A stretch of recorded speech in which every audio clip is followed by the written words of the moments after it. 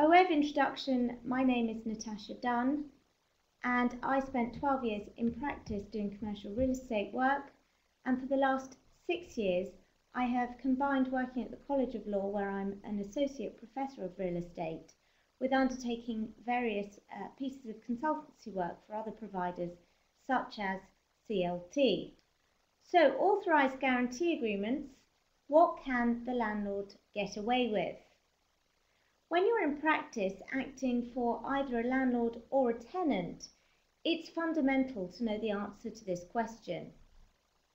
From the landlord's perspective, they want to try to protect their income stream, particularly in the current economic climate, insofar as possible.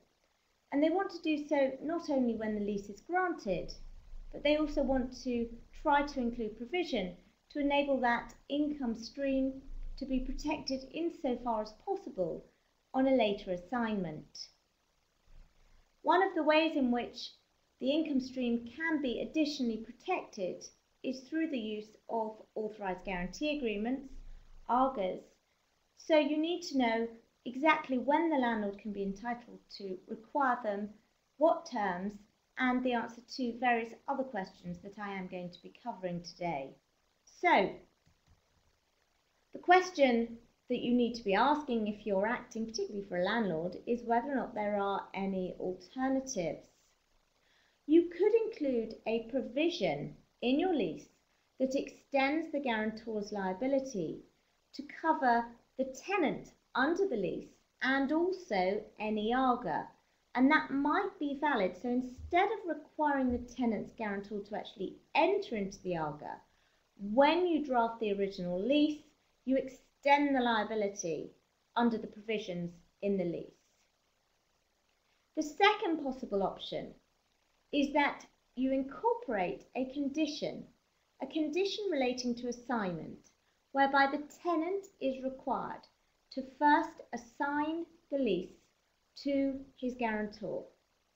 The guarantor then assigns the lease to the incoming assignee, and because the guarantor at that point is the outgoing tenant, theoretically the landlord might be able to argue that the tenant's guarantor at that point has to enter into an AGA. Now, I cannot give you a guarantee as to whether or not any of these or each of these options will actually work. They haven't as yet been tested by the courts, and there is a certain validity in thinking that they may well be held to fall foul of Section 25. So it might be that you draft your leases on this basis, and until the decisions remain, or the points of principle remain unchallenged in the courts, you may be able to get away with them. Moving on now to consider what exactly your AGA should include. So we're assuming now that the landlord has managed to negotiate that an AGA is given. There is no particular form that's specified under the Act, so it's free to both parties to negotiate. The 1995 Act sets out what an AGA may include and what it may not. So I have come to the end of my slides. If you have any questions, please do email them in now. And I do have one question that I am going to put up. The question that we have is, what are your thoughts on whether Good Harvest will be overruled? Well, my thoughts on whether or not Good Harvest will be overruled are that I doubt very much it will be. And I think that the courts, particularly, obviously, you can watch the webinar again if you feel that you've missed anything that I've said.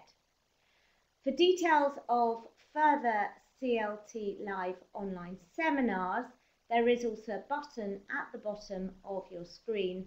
Please do click on that for further details. Thank you.